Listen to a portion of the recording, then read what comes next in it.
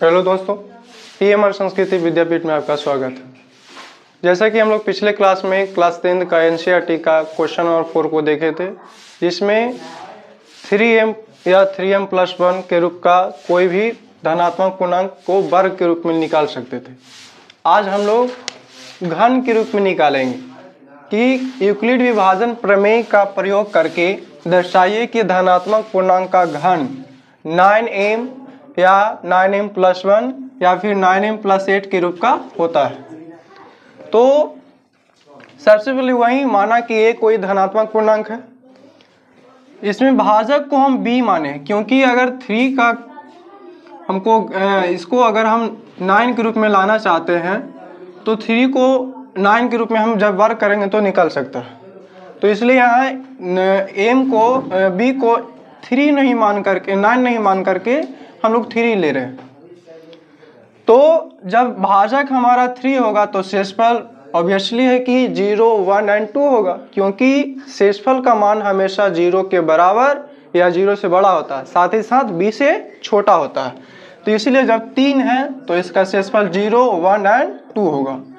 तो फिर यूक्लिड विभाजन एल्गोरिथम या प्रमेय से a बराबर bq प्लस r होता है। अब इसमें हम इसको रखेंगे तो a बराबर 3q प्लस r हो जाएगा।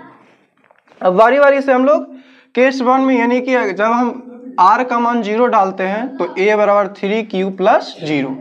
अब 3q प्लस 0 किए तो यहाँ 0 को लिखना कोई ज़रूरी बात नहीं है, क्योंकि इसमें इसको लिखें या फिर ना लिखें कोई दिक्कत नहीं है। 0 को किसी भी संख्या में जोड़ने या घटाने से कोई फर्क नहीं पड़ता। तो 3q हो गया। अब इसको हमको घन निकालना है। जैसे पिछली बार में हम लोग वर्ग निकालना जाने थे तो वर्ग करते थे, उसी प्रकार इसमें हम q निकालेंगे। तो जब 3q का क्यूब निकालेंगे तो 3 को अगर हम 3 बार गुना करेंगे तो 3 × 9 = 27, और साथ ही साथ q को 3 बार गुना करेंगे तो q के पावर क्यूब आ जाएगा, यानी 3 आ जाएगा। तो हमको बाहर में किसको निकालना है? 9 को निकालना है, क्योंकि 9m के रूप में लाना होता है। तो इसीलिए हमको बारी बारी से जैसे कि हम लोग पिछले क्लास में पढ़ते थे कि 3 को बाहर निकालते थे ताकि 3m के रूप में का हो जाए, लेकिन यहाँ पर हमको 9 चाहिए तो इसलिए 9 को बाहर निकालेंगे। तो यहाँ 9 को बाहर निकाल दिया और 3q को लिख दिए। उसी प्रकार केस 2 में यदि r बराबर 1 रखेंगे, अगर 1 रखेंगे तो a बराबर 3q प्लस 1 बचेगा। तो फिर इसका क्यूब निकालेंगे तो a प्लस b के होल क्यूब पर टूटेगा। तो a प्लस b का होल क्यूब होता है aq plus 3a² b plus 3ab² plus b³ तो उसी के अकॉर्डिंग हम इसको तोड़ेंगे। aq यानी 3q का होल क्यूब प्लस 3a यानी a का मान 3q का होल स्क्वायर गुना b 3a² b, यहाँ b का मान 1 है और a का मान 3q है। तो फिर दूसरी बार 3ab² तो 3ab² प्लस b³ उसी प्रकार 3q का q निकालेंगे तो 3 × 9 = 27 का होल क्यूब हो गया, प्लस 3 × 3 का स्क्वायर करेंगे तो 9 q का स्क्वायर क्यूब हो गया। उसी प्रकार 3 × 3 का क्यूब करेंगे तो 3 × 9 का क्यूब हो गया प्लस 1। उसी प्रकार अब इसमें क्या करेंगे, सब में से 9 को निकाल लेंगे। 9 को निकालने के बाद देखिए 27 है तो 9 × 27 यहाँ 3q बच गया। साथ ही साथ अगर इसमें से 9 को निकालेंगे तो 3q² बचेगा, फिर इसमें से 9 को निकालेंगे तो केवल q बचेगा। तो लास्ट में बच गया क्या, 1 बच गया।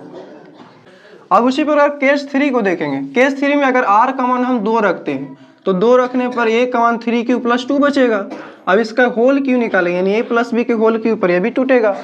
तो हो गया 3q, क्योंकि a है और इसमें b को मानेंगे 2, यानी 2 को b मानेंगे तो aq यानी 3q का होल क्यू प्लस 3a का मान 3q इसलिए इसका होल स्क्वायर इंटू b का मान कितना 2 प्लस 3ab² होता है, इसलिए a और b² यानी 2 का स्क्वायर प्लस b³ यानी 2 का होल क्यूब। उसी प्रकार जब इसको निकाल लेंगे तो क्या होगा, 3q का क्यूब निकालेंगे तो 3 × 9 = 27 और q का क्यूब हो गया।